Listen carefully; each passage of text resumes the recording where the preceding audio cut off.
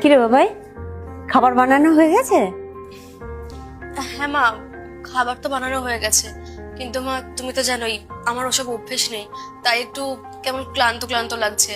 তুমি এক কাজ করো না, আমি সব যখন ভালো করে করে দিয়েছি, একটু খাবারটা প্লেটে বেড়ে দাও না, আমি এখনো খাইনি। আচ্ছা ঠিক আছে, তোর জন্য খাবার নিয়ে আসছি।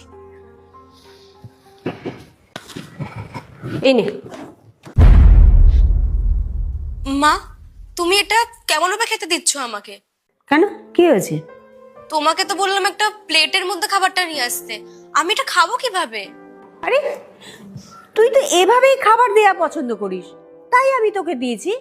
না মানে, আমি খাবার এভাবে দেওয়া পছন্দ করি, আমি ঠিক বুঝতে পারছি না কি বলছো তুমি। কেন, তুই তো অন্যদেরকে এভাবেই খাবার দিস। তুই তো বলেছিলি যে খাবার দেওয়ার সময় সময় নষ্ট করতে নেই, তাই আমি ভাবলাম আমি কেন আমার সময় নষ্ট করব, তাই তোকে এভাবেই দিলাম।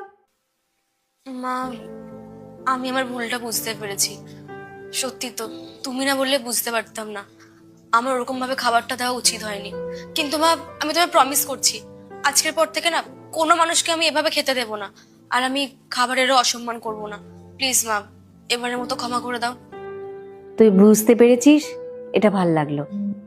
আর এটা ঠিকই বলেছিস যে খাবারের কখনো অসম্মান করতে নেই। মা অন্নপূর্ণা রাগ করেন, বুঝতে পারলি? আর আমার কাছে ক্ষমা চাস না, তুই যাকে খাবার ছুঁড়ে দিয়েছিলি তার কাছে গিয়ে ক্ষমা চা। তুই জানিস তো মা, কারো অসহায় অবস্থার সুযোগ নেওয়া উচিত নয়। ঠিক আছে মা, আমি খাবার দিতে গেলে ক্ষমা চেয়ে নেব।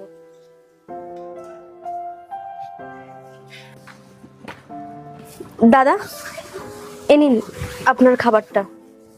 কি ব্যাপার মেম সাহেব, আপনি আজকে নিচে এসে খাবার দিচ্ছেন? হ্যাঁ দাদা, আসলে আপনি আমায় ক্ষমা করে দেবেন, আমি আমার ভুলটা বুঝতে পেরেছি। ওভাবে আপনাকে ওপর থেকে খাবার ছুড়ে দেওয়া আমার উচিত হয়নি।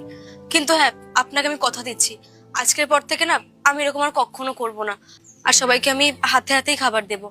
মেম সাহেব, আপনি এইভাবে বলবেন না। না দাদা, আজকে আমার মা না বললে হয়তো আমি আমার ভুলটা বুঝতে পারতাম না। সত্যি তো, আমার অনেক বড় ভুল হয়েছে। ঠিক আছে, আপনি এটা রাখুন, আর আজকের পর থেকে আপনাকে আমি এসেই খাবার দিয়ে যাব। আপনাকে অনেক অনেক ধন্যবাদ ম্যাম, ভগবান আপনার মঙ্গল করুক।